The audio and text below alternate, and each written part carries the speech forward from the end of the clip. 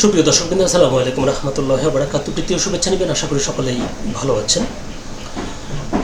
জুলাই আগস্টে ছাত্র জনতার গণ অভ্যুত্থানে ক্ষমতাচ্যুত বাংলাদেশের সাবেক প্রধানমন্ত্রী শেখ হাসিনা আগেই জানিয়েছিলেন যে তিনি সহসায় বাংলাদেশে ফিরবেন, তবে দিনক্ষণ ঘোষণা করেননি। এবার একেবারে সময় বলে দিয়েছেন যে তিনি কবে বাংলাদেশে ফিরবেন। ভারতীয় গণমাধ্যম এনডিটিভিকে ইমেইলে দেওয়া এক সাক্ষাৎকারে তিনি এরকমই বলেছেন। তো এনডিটিভি যে প্রতিবেদনটি প্রকাশ করেছে সে সম্পর্কে একটি খবর করেছে ভারতেরই আরেকটি জনপ্রিয় সংবাদ মাধ্যম আনন্দবাজার। তো চলুন দেখি সেই সংবাদটিতে কি উঠে এসেছে।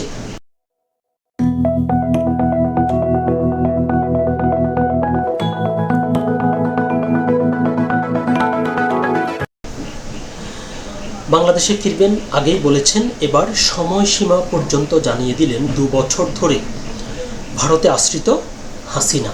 এটি হচ্ছে আনন্দবাজার পত্রিকার শিরোনাম। খবরটি বিস্তারিত বলছে যে শীর্ষ নেতৃত্বের অনুপস্থিতি, সরকারি নিষেধাজ্ঞার পরেও আওয়ামী লীগ জনসমর্থন ফিরে পাচ্ছে বলে দাবি করেছেন হাসিনা। তিনি বলেন, আওয়ামী লীগ কোনো কাগজে সংগঠন নয়, এই দলকে বহুবার আঘাত করা হয়েছে।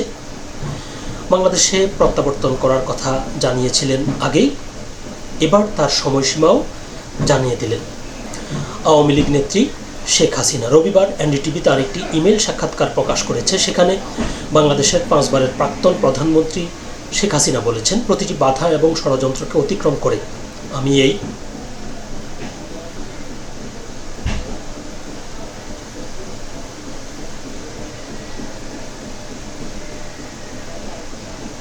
এই বছরে দেশে ফিরব। অর্থাৎ তিনি 2026 সালের কথা বলছেন, যে 2026 সালের ভেতরেই তিনি দেশে ফিরবেন। বাংলাদেশে বৈষম্য বিরোধী ছাত্র আন্দোলনের জেরে হাসিনা নেতৃত্বাধীন আওয়ামী লীগ সরকারের পতন হয়েছিল 24 সালের আগস্ট মাসে। ওই বছরেই 5ই আগস্ট বোন রেহানাকে সঙ্গে নিয়ে ভারতে চলে আসেন হাসিনা। তারপর থেকে তিনি ভারতেই রয়েছেন প্রায় 2 বছর পর। এবার তিনি বাংলাদেশে ফেরার কথা জানালেন। কেন তিনি বাংলাদেশে ফিরতে চান তার কারণও ব্যাখ্যা করেছেন। তিনি বলেন, ব্যক্তিগত কোনো আশা আকাঙ্ক্ষার জন্য দেশে ফিরতে চাইছি এমনটা নয়।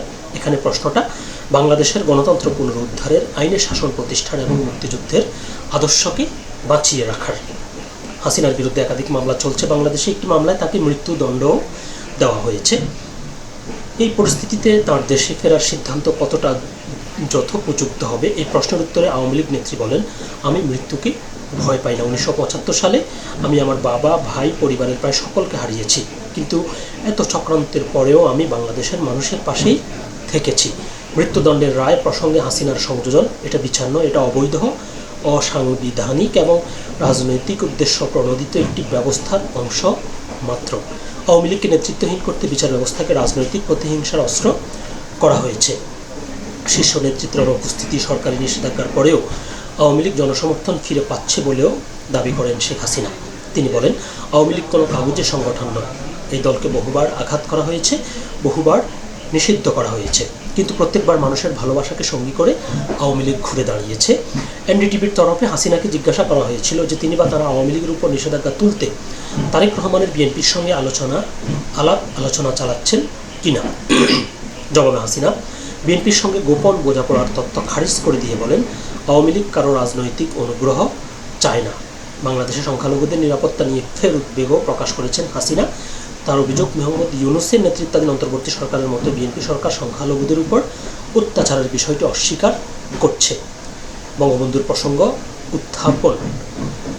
তো প্রতিবেদনটি আর পড়ছি না, যেটি মূল কথা সেটি হলো যে তিনি 2026 সালের ভেতরে বাংলাদেশে ফিরবেন বলে তিনি সংবাদ মাধ্যমকে জানিয়েছেন। এখন প্রশ্ন হচ্ছে যে এই যে তার বিরুদ্ধে একটি মামলার মৃত্যুদণ্ডের রায় ঘোষণা করা হয়েছে এবং আরও অনেকগুলো মামলার খড়গ ঝুলছে।